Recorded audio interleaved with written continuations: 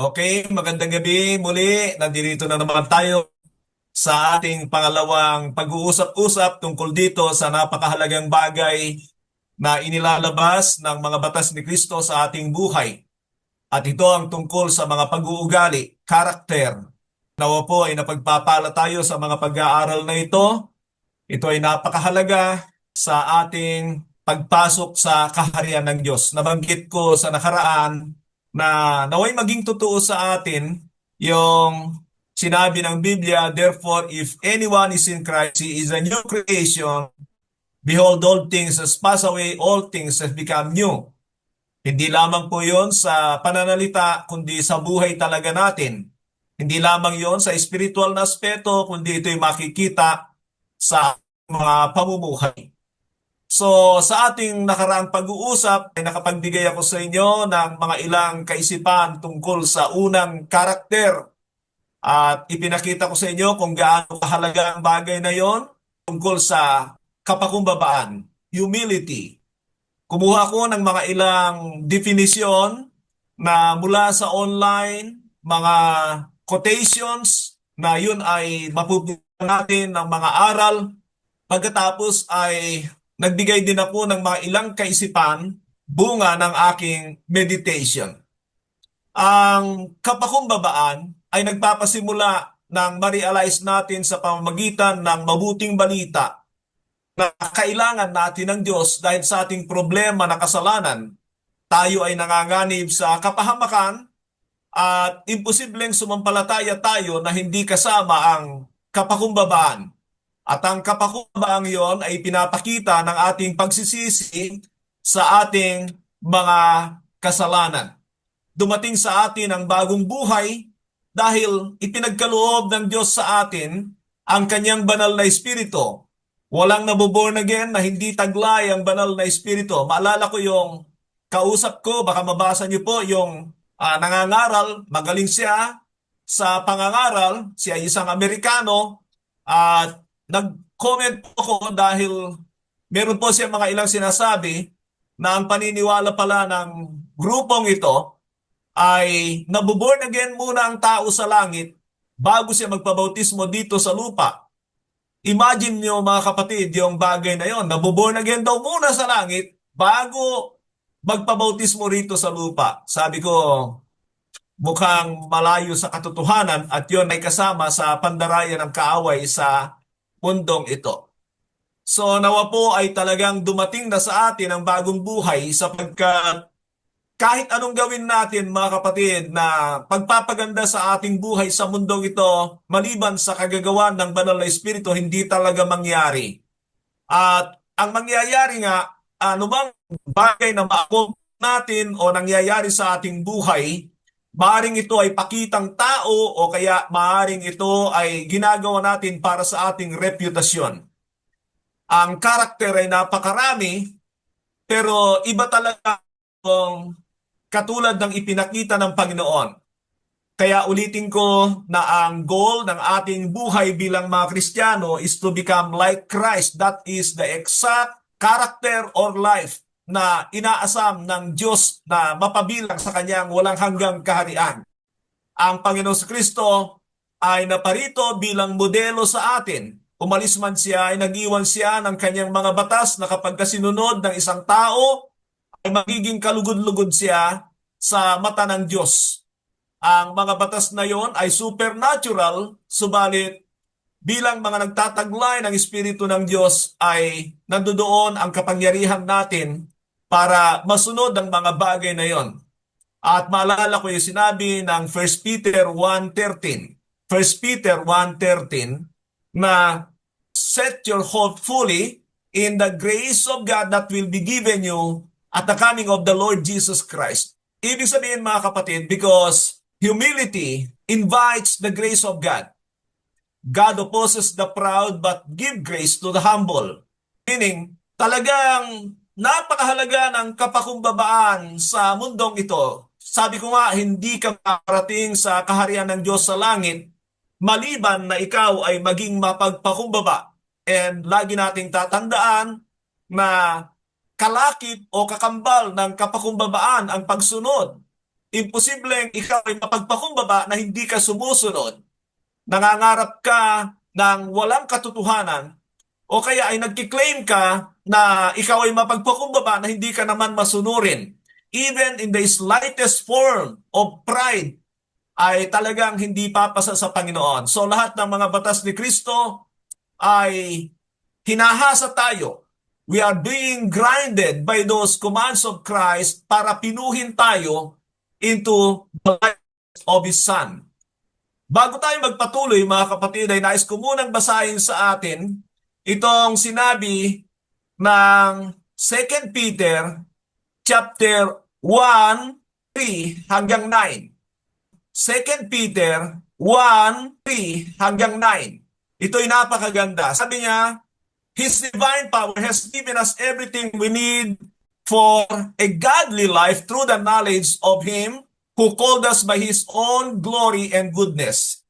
By the way, mga kapatid, dito sa naunang translation ng NIV ay may sinabi pa na ganito. Ulitin ko, His divine power has given us everything we need for life and for a godly life. Na nangangahulugan, yung una ay mga pangangailangan sa buhay na ito at yung pangalawa ay mga pangangailangan para sa makadiyos na pamumuhay. At ang sikreto ay yung ganito, through the knowledge of Him who called us by His own glory and goodness. Nangangahulugan na napakahalaga ng katulad ng ating ginagawa na pag-aaral sapagkat yung kaalaman ay hindi yan natural o kaya ay automatic na dumarating sa buhay ng mga Kristiyano. Kailangan tayong mag-aral. Kailangan tutol sa salita ng Diyos. That is discipleship. Very important yung bagay na yan. Sabi ng verse 4, through this, He has given us His very great and precious promises so that through them, we may participate in the divine nature. Mga kapatid, may goal pala yung ginagawa ng Panginoon sa buhay natin na ginawan niya na ng paraan at pinagkalooban na tayo sa lahat ng ating pangangailangan at ang nais niya is that we may participate in His divine nature.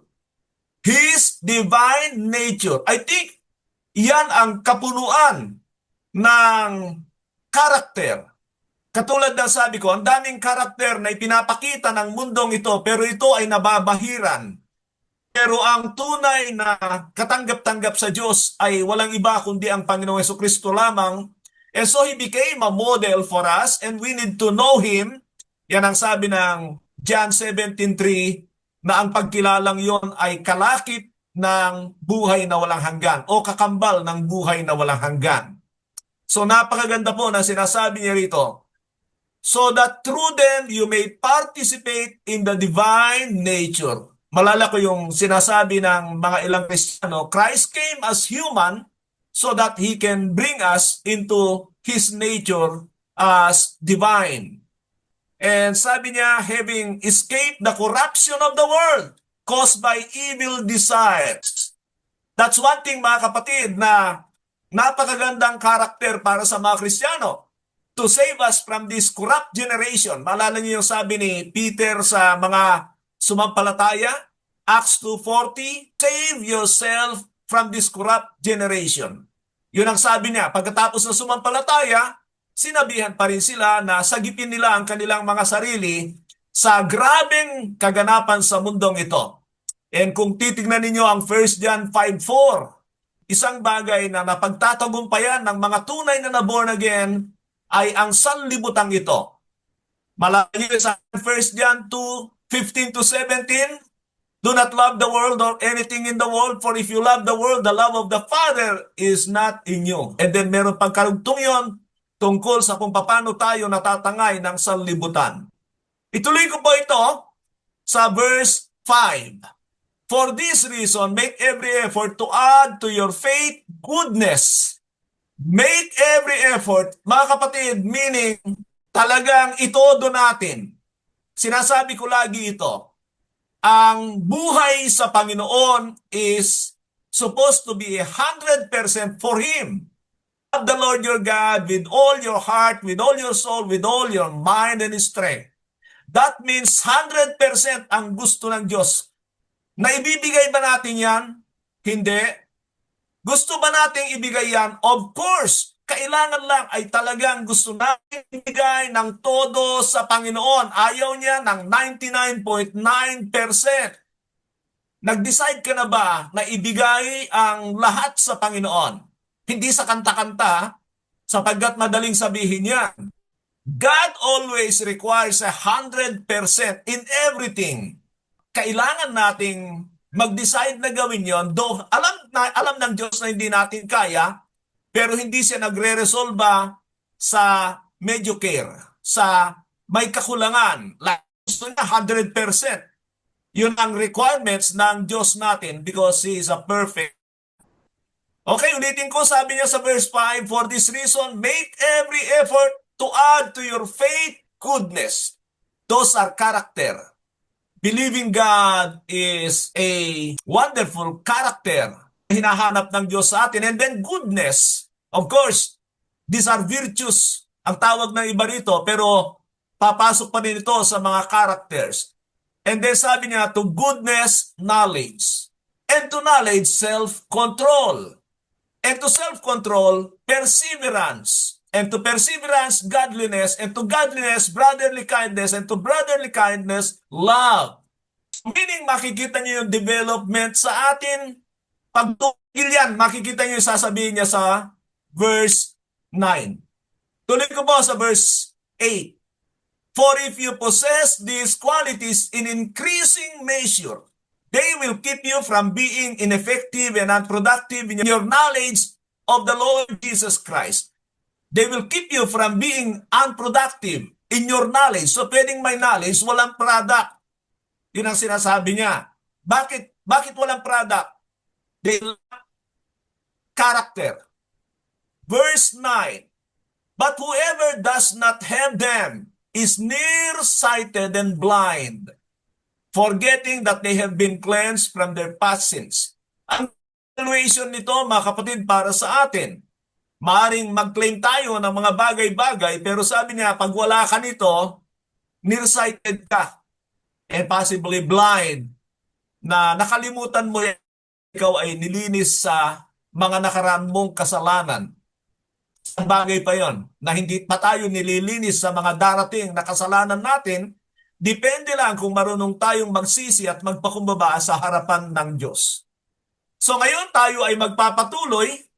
Ang pag-uusapan natin ay ang utos number 2 ng Panginoon, pero mag-focus tayo doon sa ibinibigay na karakter nito.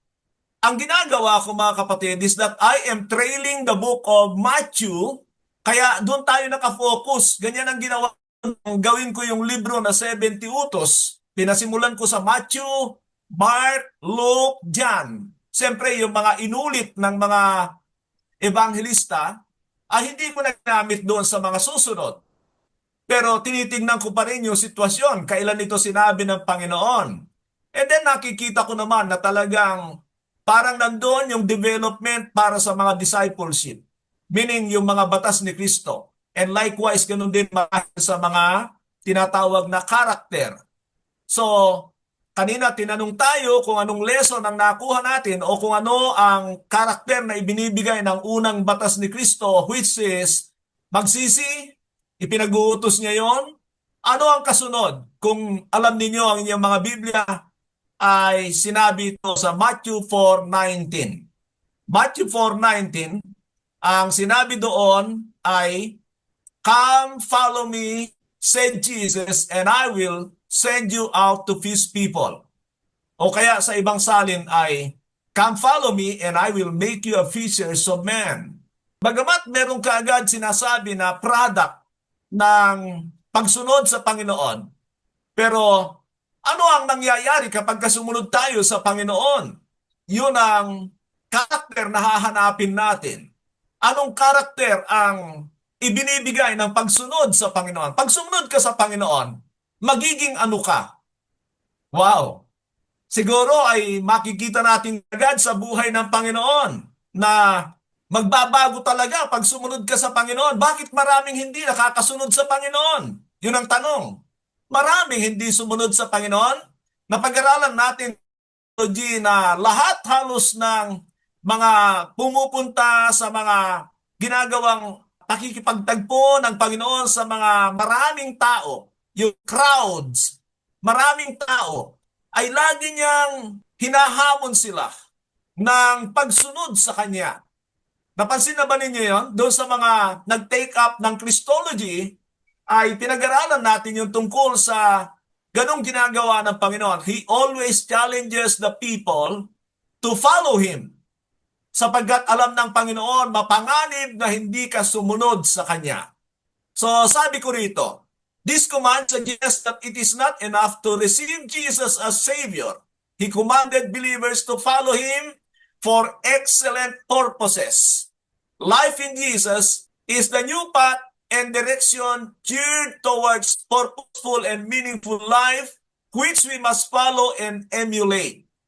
Men must lead a life of higher reason, one that is born out of the influence of Jesus, life Himself, and to let others follow.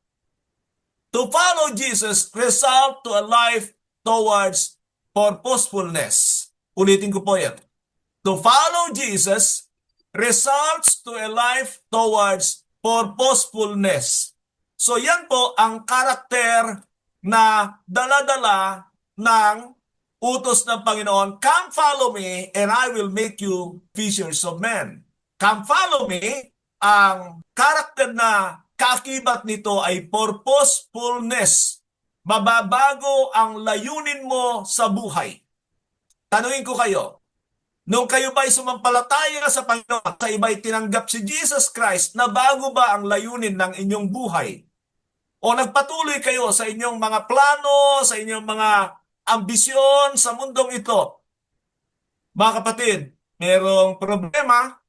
Pag ganoon ang nangyari sa atin, yan ay dala ng maling ibanghelyo na nagdadala ng ibang Jesus, na nagdadala ng ibang espiritu, nagre-resulta ng hindi tama at mapanganib. Napakadelikado. Purposefulness is a character na kailangan ay makamtan natin. Nais ko sabihin sa inyo ito. Only God has the purpose for us. Hindi mo pwedeng baguhin ang layunin ng buhay mo dahil ikaw ay nilalang ng Diyos sa isang layunin na nais niya. Hindi kanya ginawa para gawin ang gusto mo. May nilayon ang Diyos sa iyo. Katulad halimbawa ng mga inventor dito sa mundo, mga kapatid. When they invent something, they have a purpose for that. Sabi ko nga, yung bang gumawa ng electric fan ay iniisip niya na one day ay gagamitin yan para ipukpok pang martilyo. No, it's not. Ganun ang Diyos na meron siyang dahilan kaya niya nilalang ang tao. Mamaya magbibigay ako sa inyo sa bandang huli ng mga ilang katotohanan tungkol sa bagay na ito, sapagkat kailangan niyong maunawaan. At sisikapin ko, mga kapatid, na ipaunawa sa inyo sapagkat maraming nangangaral tungkol sa layunin, purpose na dinaanan ko rin. Kaya alam ko na mali ay kakulangan, o kaya sabihin ko na iba itong sasabihin ko sa inyo. Ang tanong ko lang ay, papayag ka kaya? Susunod ka kaya? Kapag ka nalaman at naunawaan mo ang layunin talaga ng Diyos sa buhay mo, o magpapatuloy ka sa gusto mo. Kaya nga sabi ng Panginoon, follow me.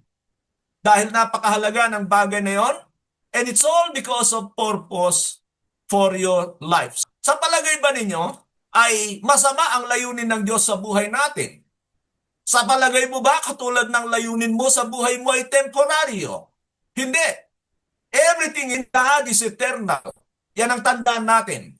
He planned everything for the purpose of eternity. Yun ang Diyos. So you are created for eternity. At para saan? Ano ang plano ng Diyos? Mamaya ay bibigyan ko ito ng pagamat ito ay lagi kong ipinapangaral sapagkat napakahalaga nito sa buhay ng tao. Yung mga natutunan kong purpose nung nakaraan, medyo pahapyaw-hapyaw lang. pero hindi talaga yung tunay na buo. Kaya sisikapin ko na mabigyan kayo ng katotohanan ito. Ang kalaban ng purposefulness ay tinawag kong rasness. Pwede naman kayong magbigay ng iba. Yung ibig sabihin, yung opposite ng karakter na yon. Pero magbibigay pa rin ako sa inyo ng mailang kaisipan tungkol sa bagay na ito.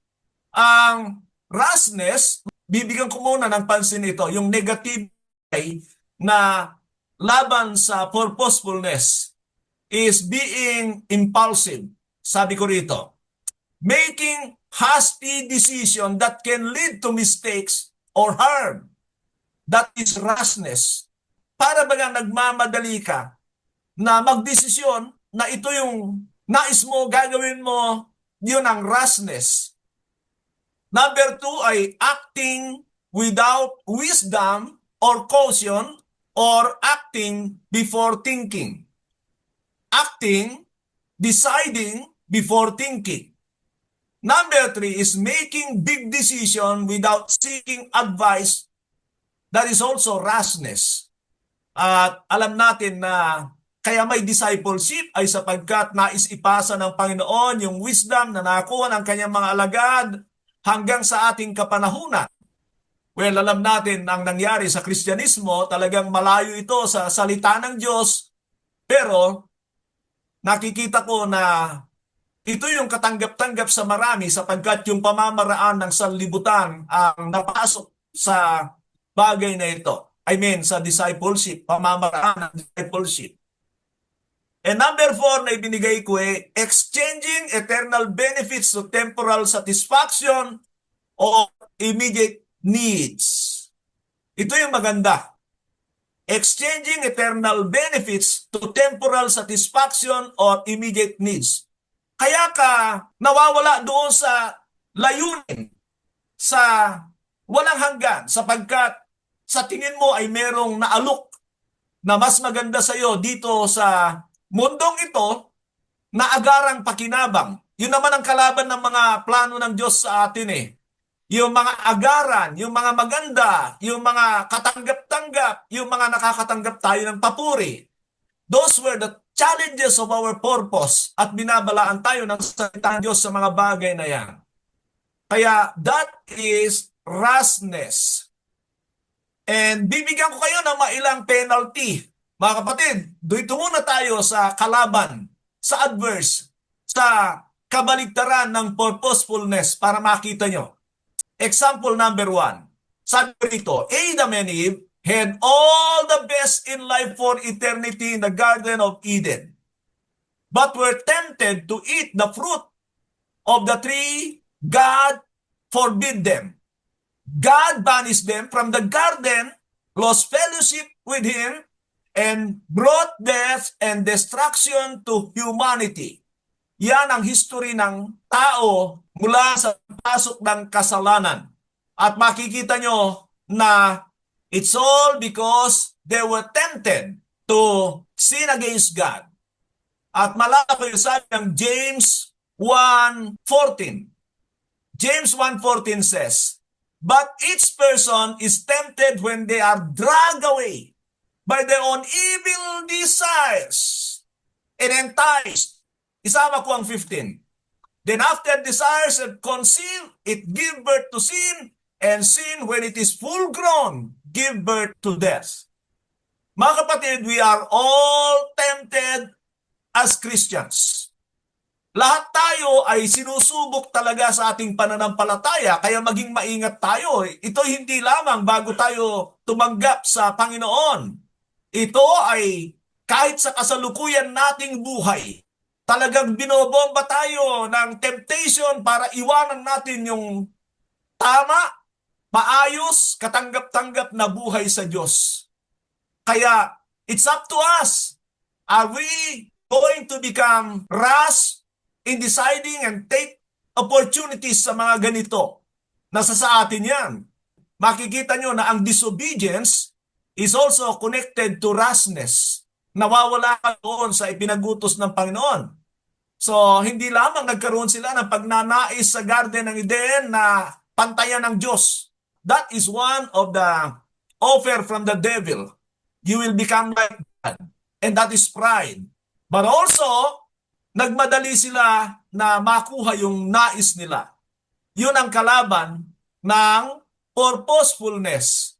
Kung nais natin ang buhay na walang hanggan, na wala tayong pag-iingat sa mga decisions natin sa buhay, mawawala tayo sa Diyos. Tatangayin tayo ng napakaraming bagay sa mundong ito. Hindi pa tayo ligtas sa mga pagsubok na matitindi. And kapag natangay tayo, mga kapatid, mamaya makikita niyo kung ano mga bunga nito. Number 2 na example natin is Esau. Sabi ko dito, Esau, coming home hungry from hunting, exchanged his birthright to Jacob, his twin, for a plate of food. He later realized the very great loss and desired to attain it back but was denied. See, mga kapatid, isang bagay din na kailangan nating maunawa na meron ding hangganan ang tiyaga ng Panginoon. Kasi sinasabi niya rito na gusto nang makuha later on itong si Esau yung pagpapala na nawala sa kanya because of rashness, pero hindi niya na makuha. Basahin ko po sa inyo ang sinabi ng Hebrews 12:15 to 17. Hebrews 12:15 to 17. See to it that no one falls short of the grace of God, that no bitter root grows up to cause trouble and defile many. Mga kapatid, gusto ko sabihin sa inyo ito. We cannot have the grace of God because of pride.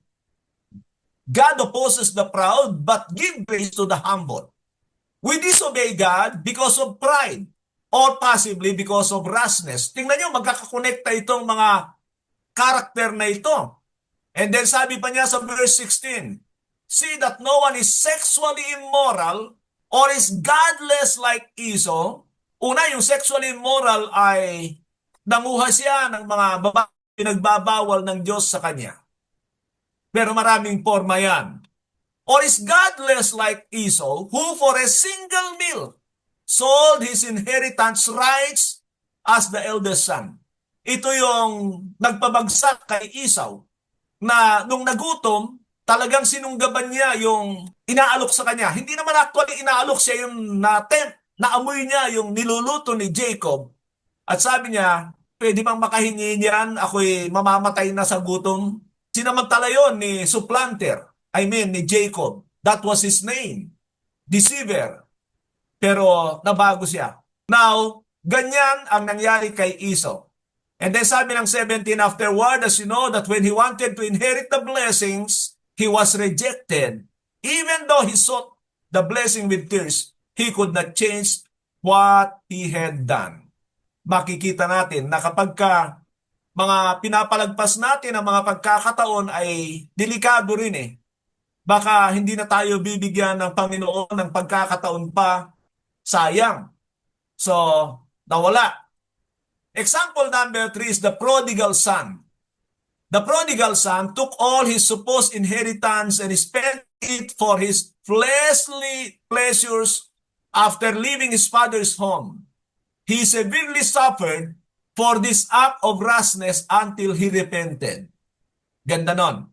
Pero mga kapatid, hihintayin ba natin na marating natin yung ganon na talagang grabe? Mabuti nga, nagsisi siya eh. At anyway, punta tayo sa pang-apat na halimbawa, si Judas Iscariote. Judas Iscariot, hearing all Jesus' teaching and seeing his miracles, is still able to carry out stealing money from their group's fund.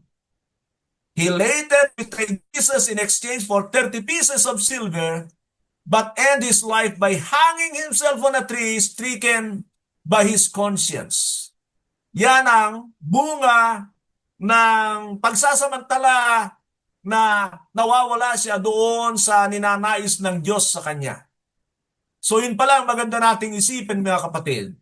Mawawala tayo sa nais ng Diyos, sa plano ng Diyos, sa layunin ng Diyos sa ating buhay, sa ating mga pagnanais sa mga bagay sa mundong ito. And that is happening to a lot of Christians sa katotohanan lang.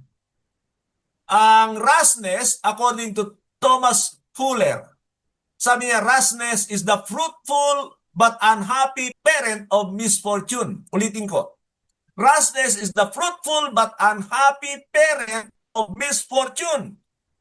Ano ibig sabihin nun sa Tagalog? Sikapin ko. Sabi niya, ang pagsungga ay nagbubunga ng kalungkutan, unhappy, na ito ay magulang ng kawalan ng kinabukasan, misfortune. Di ko alam kung nakukuha ang sinasabi ko, pero hindi talaga maganda ang magiging dulo pagka sumusunggab tayo ng mga bagay na inaalok sa atin ng mundong ito. That is rashness. Pupunta tayo dito sa purposefulness. Purposefulness is being intentional. Ibig sabihin mga kapatid ay, siyempre alamin mo ano ba yung plano ng Diyos sa buhay mo. Knowledge is very important. Knowledge of the truth, knowledge of the Word of God, knowledge of the Bible is very important. Hindi lang inapakinggan mo, but intentionally, you must have to decide. Ito yung magbibigay sa akin ng walang hanggan eh. Di ba, nabanggit ko doon sa nakaraan, kaya naman sinusunggaban ng marami ang pangako ng Diyos sa lumang pakikipagtipan sa Israel at iniiwanan yung mga pangako ng Panginoon na pangwalang hanggan. Samantalang nasasabi naman sa atin ng Biblia, ituon ninyo ang inyong mga paningin sa mga bagay na hindi nakikita sapagkat ang mga bagay na nakikita ay pansamantala lamang at mga bagay na hindi nakikita ay pangwalang hanggan. At yung sabi pa ng Colossians 3:1 na ituon natin ang ating mga paningin at puso sa langit. Ibig sabihin mga kapatid ay we will be purposeful in that. Pangalawa, sabi niya, having a clear purpose or aim. Having a clear purpose or aim. Ulitin ko lang yung sinabi ko kanina. Napakahalaga ng layunin. Pero ang layunin ng Diyos sa atin, hindi mo yan mababago. Sinabi ng Biblia na many are the plans in a man's heart, but it is the Lord's purpose that prevails. Proverbs 19:21. It is always the purpose of the Lord that prevails. Yan ang magtatagumpay, yan ang mangyayari. So, lalabanan mo lang ang sarili mo, lalabanan mo ang Diyos. Pag gumawa ka ng layunin mo na wala ka ng panahon para sa layunin ng Diyos sa buhay mo, wala na. Hanggang dito ka lang sa lupa. Dahil hindi mo pwedeng pagsabayin yan. Yun ang pagpili na ibinibigay sa atin ng Diyos. At gagawin mo lang yung nais ng Diyos kung may pananampalataya. Ang tanong ko ay, mayroon ba kayong mga pananampalataya? Of course, alam ko ang sagot nyo. Pero ano ang pinoporso nyo? Ano ang pinagpupursigihan nyo? Mga kapatid, magandang ipaalala ko sa inyo. Pag tayo ang sumapit ng katulad ng sinapit o sinasapit ng Iran ngayon, ng Ukraine, ng mga dinaanan ng mga gyera, nasaan na yung kanilang mga pinagpapagal? Nasaan na yung kanilang pinagsisikapan? Nasaan na? Mawala lahat yan. Binalaan tayo ng Panginoon sa ganyan. Dahil alam niya na saglit lang ay maaaring mawala sa atin ang mga bagay sa mundong ito. Yun ang dahilan. Yun ay pag-ibig ng Diyos sa tao na tayo ay i-focus niya sa walang hanggan. Kasi yung mundong ito, sabi na nga niya, pasira ito, pabulok ito, pawala ito, wala ito, susunugin ito. Wala tayong pakinabangan dito. Pero kung titingnan natin ating mga buhay, hindi tayo ganun kapursigi sa pangabagay na pangwalang hanggan. Number 3, doing things with a clear goal in mind. Lagi niyong narinig, what is the goal of Christianity? And the goal of Christianity is to become like Christ. To become like Christ. Huwag niyo sabihin imposible yan. Si Kristo ay nagtaglay ng Espiritu ng Diyos. At kung tayo ay nagtaglay ng Espiritu ng Diyos ngayon, pareho na meron tayong kapangyarihan para pagtagumpayan ang anumang laban sa Diyos. Because one of the sin in the Bible is fallen short of the glory of God. Hindi tayo umabot sa standard ng Panginoon. Christ came to show us the standard life to God. His life. Buhay niya. Mga kapatid, wala tayong mairarason sapagkat siya ay naging tao, nagtaglay ng Espiritu. The reason na kailangan niya ang banal na Espiritu, he live in the grace of God. And so likewise, ganyan din tayo ngayon. So wala tayong maidadahilan. Tayo lang, mga kapatid, unang-una, nais ko kayo sabihan, pag mali ang born again experience nyo, at kayo ay ma-pride na hindi tanggapin o aminin ang katotohanan yan, sasabihin nyo, ako'y nagtataglay ng Espiritu ng Diyos because that is very offending.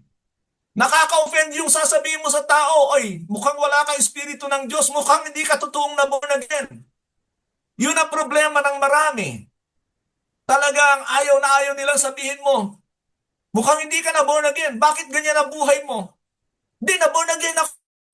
O sige ka. Kaya dito sa amin mga kapatid, sa True Bread, at sa mga kapatiran dito, dumaan sila sa mga ganyan. Na-realize nila, mukhang hindi nga ako na born again. Doon ka lang makakahanap ng totoo kapag ka ikaw ay naging honest sa buhay mo. Sabi ko nga ano ang kaibahan ng nakapako sa krus doon sa mga Pariseo? Sinong nakapako sa krus? Yung nagsabi sa Panginoon, bakit mo inaalimura ang taong ito samantalang wala siyang kasalanan? And then sabi niya, Jesus, alalahanin mo ako pagdating sa iyong kaharian. Because he was honest. And the Pharisees, the religious people, they are not honest. They pretend. Kaya walang kinabukasan ng ganong pananampalataya. Tanggapin natin ang katotohanan. Pag hindi ka na false gospel ang tinanggap mo, false Christ ang espiritu mo, and then ang espiritu nasa sayo, walang tulong na maibibigay dahil ibang espiritu. Because the Spirit is the Spirit of grace. Hebrews 10:29.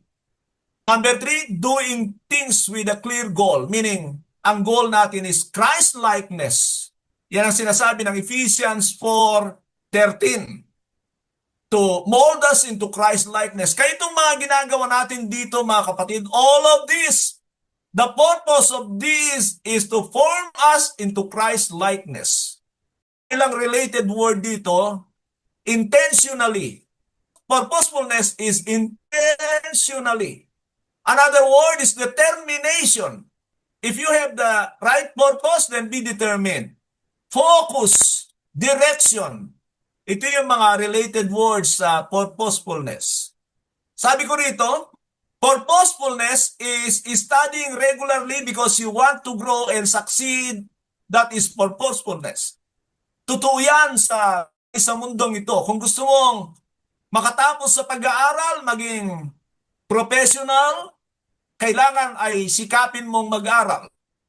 Sabi ko nga, masarap kaya ang yung laglag pag ikaw ay estudyante. Pero pag dumating na yung graduation, malungkot yung mga naging lagalag.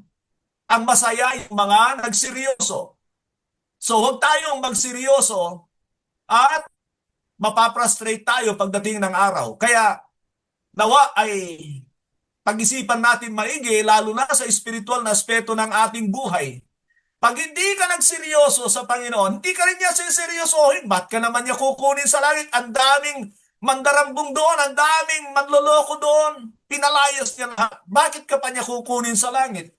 Kung okay lang pala yung mga ganong uri ng mamamayan sa langit. Mga kapatid, sasabihin ko na, ang dahilan kaya lumalang ang Diyos ng tao ay para palitan yung mga rebeldeng anghel sa langit. Because there was a kingdom in heaven and the kingdom was perfect at the beginning. Perfect yan, walang ginawa ang Diyos na hindi perfecto.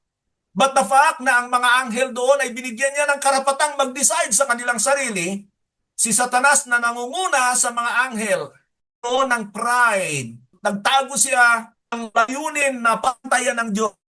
Na isama niya yung 1/3 ng mga anghel.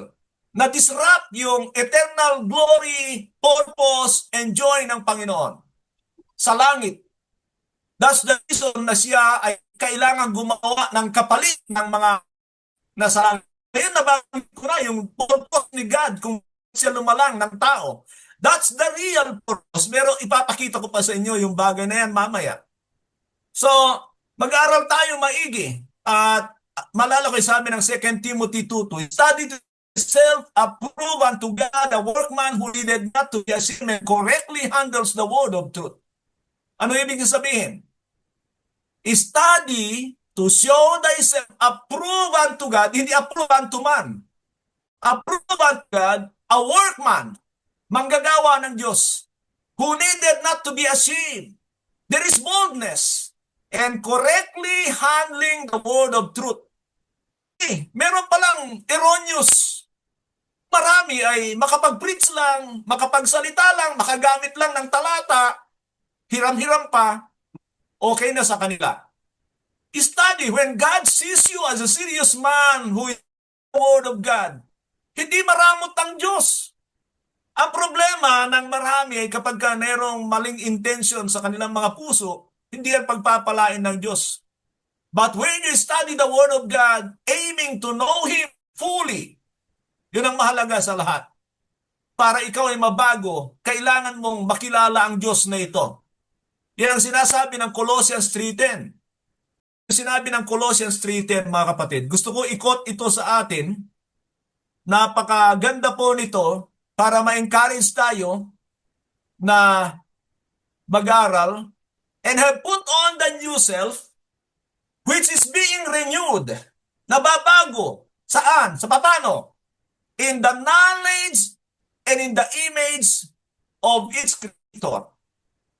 Di ba yun ang goal natin? To become like Christ? To have the image of God back again. Kaya, ito yung sinasabi niya rito. Pero makita nyo na napakahalaga ng pagkakilala sa ating manlalalang. Sabi nga, and have put on the new self, which is being renewed in the knowledge, in the image of its Creator. Yan.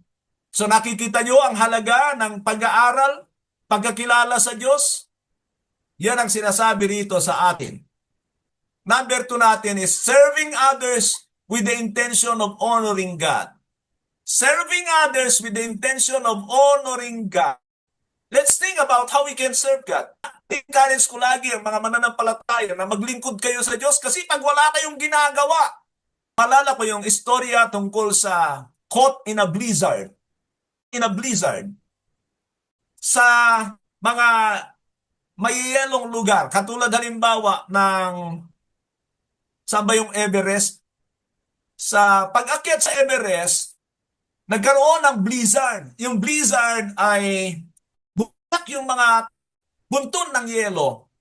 Natabon yung isang lalaking umakyat doon. Dala niya ang kanyang aso. Ginawa niya, dahil natabunan sila, ang ginawa niya, ayaw niyang mamatay ang kanyang aso. So ang kanyang ginawa ay niyuyug-nyug niya ito magdamag. Hanggang sa sila ay ma-rescue. Pareho silang buhay. Sabi niya sa mga rescuer, you know why my dog is still alive? Dahil magdamag ko siya na niyug-yug. Sabi sa kanya ng mga rescuer, Sir, alam mo ba kung bakit ikaw ay buhay? Dahil ikaw ay patuloy na gumalaw.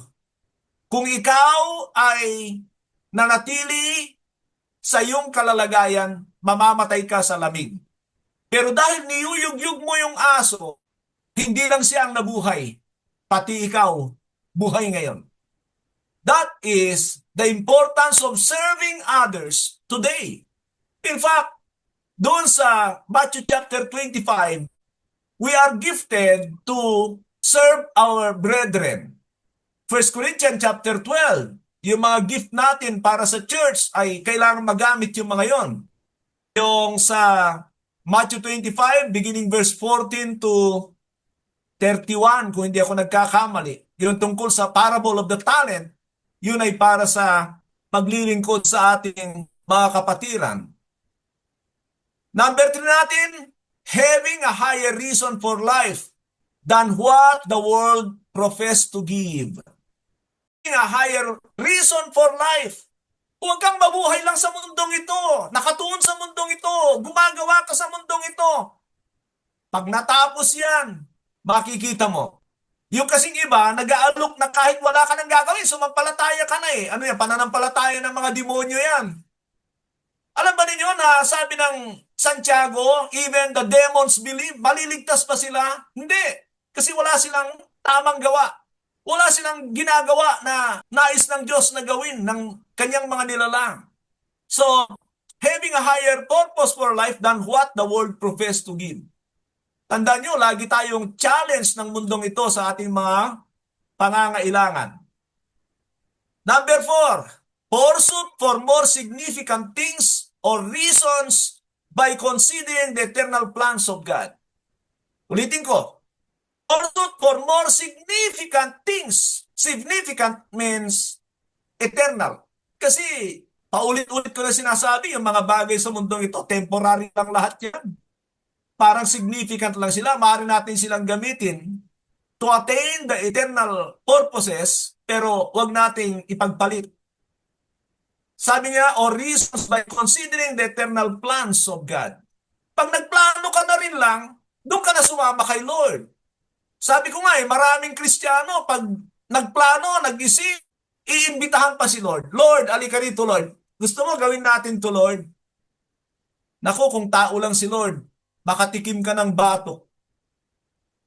Daming ganon, daming plano sa mundong ito. Pag hindi nangyari, sisihin pa si Lord. Lord, bakit ganon? Yan ang katotohanan sa buhay natin, mga kapatid. Huwag niyong ipitahan si Lord, sumama kayo sa plano niya kasi plano niya walang hanggan. Yun ang pag-ibig ng Diyos sa atin.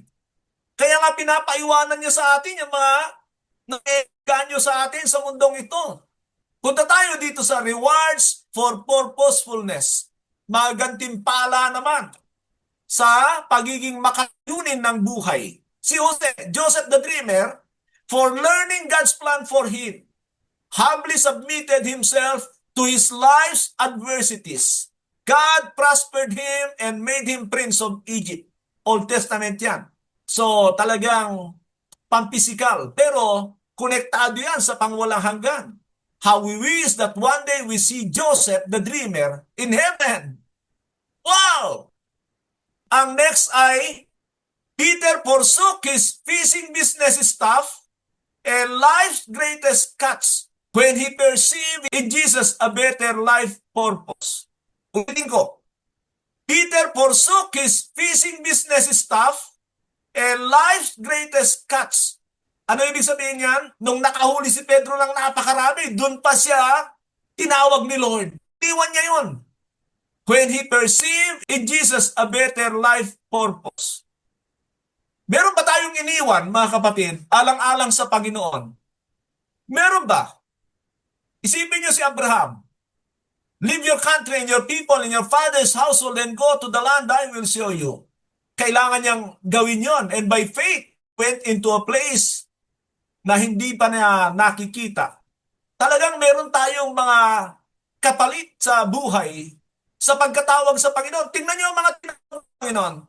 Nakakita ba kayo ng naglalaro na tinawag ni Lord? Yung tamad. Bawal nga kay Lord ang tamad eh. Walang ginagawa. Sa pangatlo, reward for purposefulness. Levi followed Jesus hearing the call. He left the temporal good pay of the Roman government and the excellent profit in the position, considering the more significant things he can have in Jesus. Ganyan din si Zacchaeus. Pero si Levi o si Levi o si Matthew, sabi ng Panginoon sa kanya, follow me lang. 2 salita lang, sumunod na. Yung mga ibang kilala ko, paulit-ulit nang naririnig na maglingkod sa Diyos. Wala eh. Wala nangyayari. Punta naman tayo sa number 4. Paul was a man of purpose. He gave up his temporal claims for the sake of God and knowing Christ so he could achieve his life purpose. Philippians 3:7-10. Paul was not afraid to die and eager for his eternal rewards. Grabe! Nagsisi ba si Apostol Pablo rito? Mga kapatid, kung hindi sumunod si Pablo sa pagkatawag sa kanya, wala na, hindi na ito na pag-uusapan. Ganon din si Pedro, ganon din si Abraham. Gusto mong matapos ka na? Pag namatay ka? Wala nang pinag-uusapan tungkol sa iyo? Wala ka pa sa walang hanggan? Meron pa akong isang kilala. Si Dr. Lucas. Doktor ito. Malaki ba ang sahod niyan? Malaki. Kikita yan ng malaki. Noong na unawaan niya ang kanyang pagkatawag, naniniwala ko hentil ito na malamang na-convert sa pamagitan ni Pablo. Wala nga lang sinasabi tungkol sa kanya, pero siya po yung sumulat sa aklat ng Lucas at ng aklat ng Gawa. Sa aklat ng Gawa ay, kasi ito ay research niya, yung sulat niya. Pero makikita nyo, pagdating kay Pablo, nung una, inoobserbahan pa lang si Pablo. And they, and they, and they. Later on, ganito na ang sinasabi niya, and we set sail from Paphos. Halimbawa lang yan. Meaning mga kapatid, si Dr. Lucas, iniwan niya yung kanyang profession para maging attendant ni Paul. Parang taga-masahe ito. Di ba? May karamdaman si Pablo, mahina ang mata, may thorn in the flesh. Tingnan niyo ito mga kapatid. Kung si Dr. Lucas na natiling doktor sa kanyang panahunan, pinag-uusapan pa ba ito? Wala na. Na-erase na ang pangalan nito. Wala nang maririnig tungkol sa kanya. Ano ang pinapakita ko sa inyo? When you live the purpose of your life for God, hindi immediate ang reward, but it will be eternal. Yan ang buhay ni Lucas. Marami pang iba. Of course, ang Panginoon Jesucristo, basahin ko lang yung sinulat ko rito tungkol sa Panginoon. Jesus was never distracted with the temptation of temporal pleasures and comfort. He knew he is going to die, suffer in the hands of the people, and he will be crucified. He never eluded those seeing the eternal benefit not only for him but for the humankind. God exalted Jesus to the highest place and gave him the name that is above every name, that at his name every knee should bow in heaven and on earth and under the earth. That is part of what Jesus did for accomplishing his purpose on earth. Sana po naunawaan ninyo na maraming sinuong ang Panginoon na kahirapan, pero hindi niya ipinagpalit ang pagnanais na magampanan ang layunin ng Diyos ng Ama para sa kanya. At ano ang kanyang gantimpala? Walang hanggan, kaharian para sa kanya. Sabi ni Rick Warren, kilala niyo ito, the worst tragedy in life is not fatal accident. It is life without having lived to his purpose. Malala niyo niya, purpose-driven life. Pero isang mga kapatid, nakita ko na kulang yung ipinaliwanag ni Rick Warren. Discovering your life purpose ay may kakulangan. Personal test for purposefulness. Subukin natin ang ating mga sarili. Have you discovered your life purpose? Alam mo na ba? Sige nga, isipin nyo. Tapos tingnan natin mamaya dito sa sasabihin ko. Pero nabanggit ko na pala dun sa una. Have you developed a plan on how you can accomplish this purpose? Ulitin ko. Have you developed a plan on how you can accomplish this purpose? Do you prioritize what benefits you for eternity more than for your life's comfort and pleasures?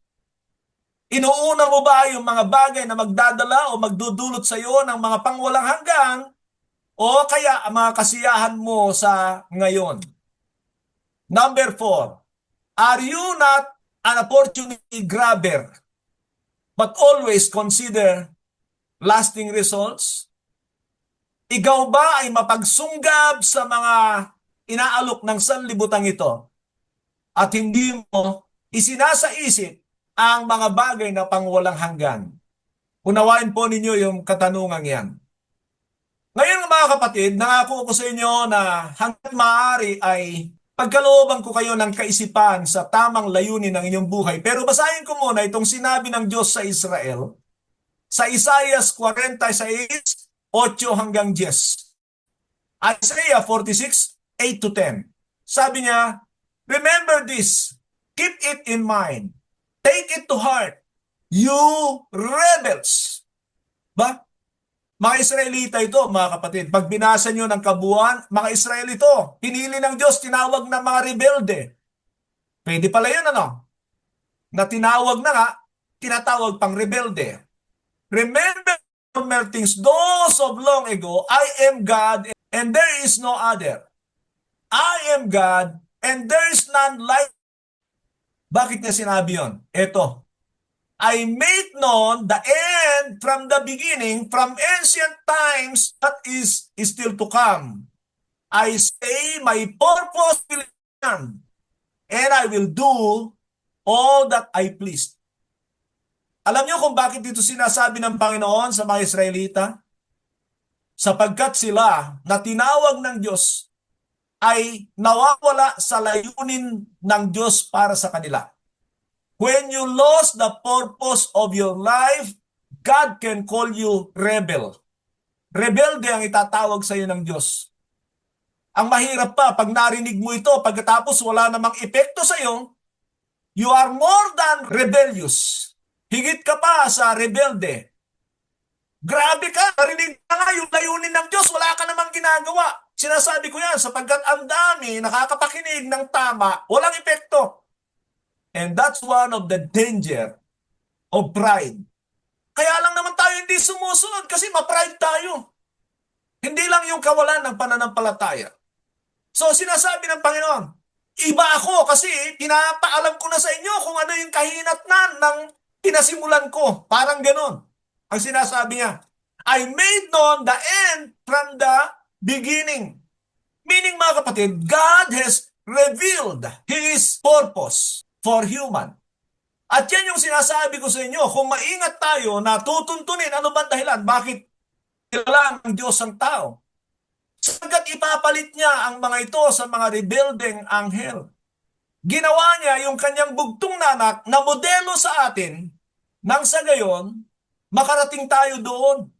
Pag hindi tayo sumunod, ano itatawag niya sa atin? Ang cute mo? Gandang lalaki mo? Mga kapatid, rebel din ang itatawag ng Diyos sa atin. Pag wala tayo sa kanyang layunin, ulitin ko lang yung katotohanan. Only God can give you the purpose of your life. Hindi mo yan mababago. You can have many goals in life. Pwede yon. But yung purpose ni God sa iyo, hindi mo yan mababago. Siya lang ang may karapatan, may kapangyarihan. Siya lang ang naglagay ng layunin sa buhay natin. And He made known that purpose to us. He has a kingdom in heaven, sabi ko kanina, that is a perfect kingdom. But because they were rebel creations, pinalayas sila doon. So naparito yung masunuring anak niya, ginawa niyang modelo sa atin para maging masunurin tayo sa kanya. Nang tayo naman ay maging bahagi ng kanyang kaharian. Actually, the kingdom of God has come upon us.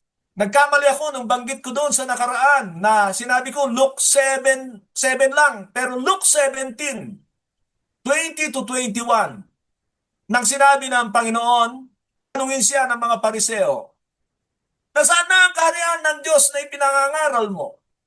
Sinabi ng Panginoon, huwag ninyo akalain na ang kaharian ng Diyos ay darating sa inyo sa inyong maingat na pagmamanman, sapagkat ang kaharian ng Diyos ay dumating na at ito ay nasa puso ng mga tumanggap nito.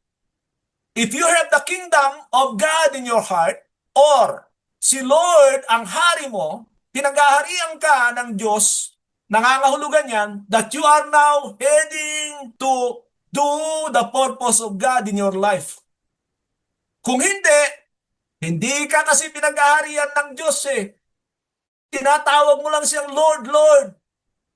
Pumunta ka sa Lucas 6:46, sabi ng Panginoon, why do you call me Lord, Lord, and you do not do what I command? Bakit niyo ako tinatawag na Panginoon, Panginoon? Hindi naman kayo sumusunod sa akin. Lord Jesus ka pa, Savior. Paano mo naging Savior ng Panginoon na hindi ka naman nagpapaligtas sa iyong pagsuway?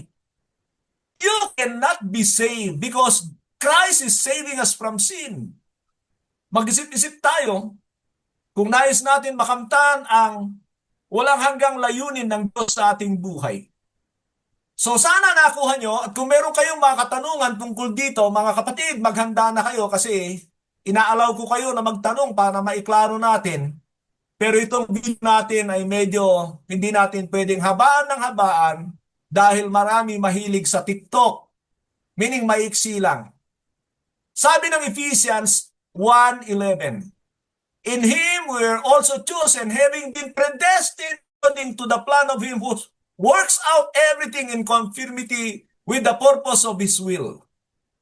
Pinili niya ang mga pinili niya at sila'y itinalaga niya, nakadestin sila sa kanyang plano. Ano yon? To conform into the likeness of His Son to accomplish His purpose. Meron pang sinabi rito sa Romans 8:28 and 29 regarding purpose. And we know that in all things, God works for the good of those who love Him. Mahal mo ba ang Panginoon? Ay, narinig ko kayo ha. Sabi ni Lord, if you love me, you will obey my commandments.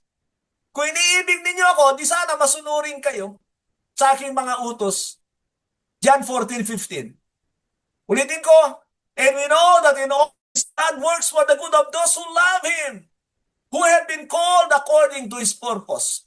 Pag minamahal mo ang Panginoon, sinusunod mo siya, yung biyaya niya, mga kapatid, ay tumatrabaho sa iyo para ikaw ay mahubog na karapat-dapat sa kanyang layunin.